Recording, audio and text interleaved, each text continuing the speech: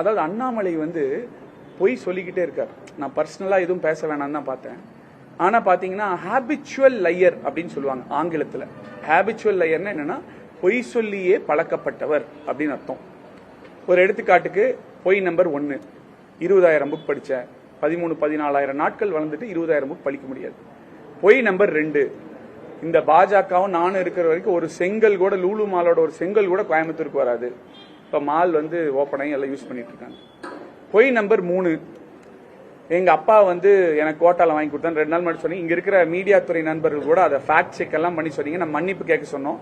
But அதுக்கு ரொம்ப ஒரு மாதிரி அரங்கண்டா மன்னிப்பு எல்லாம் கேட்க முடியாது, நீங்க வேணா போய் செக் பண்ணி சொல்லுங்க அப்படின்னா, அவரு ஒரு விஷயத்த சொன்னா அவரு தான் அதை ப்ரூவ் பண்ணணும். மீடியா துறை நண்பர்கள் போய் செக் பண்ணி சொல்ல முடியுமா? அதை தாண்டி கேள்வி கேட்டப்ப கூட நான் பார்த்தேன், இந்த டாக்குமெண்ட் தெரியுமா, அந்த டாக்குமெண்ட் தெரியுமா, இது இந்த பாலிசி படிச்சிருக்கீங்களா அப்படின்னு ரொம்ப அக்ரெசிவா பேசிட்டு இருந்தாரு. சோ அதனால இந்த மாதிரி பொய் அண்ணாமலைனா பொய்னா அண்ணாமலை இந்த மாதிரி தான் போயிட்டு இருக்கு. அவர் என்ன நினைச்சுக்கிறார், என்ன வேணா சொல்லிக்கலாம், எப்ப வேணா சொல்லிக்கலாம், அதுக்கப்புறம் சொல்லிட்டு கடந்து போயிடலாம், யாரும் கண்டுக்க மாட்டாங்க, அதுக்கு மீறி கேள்வி கேட்டா மன்னிப்பெல்லாம் நான் கேட்க முடியாது அப்படின்னு சொல்ற நிலையில தான் அவர் இருக்காரு.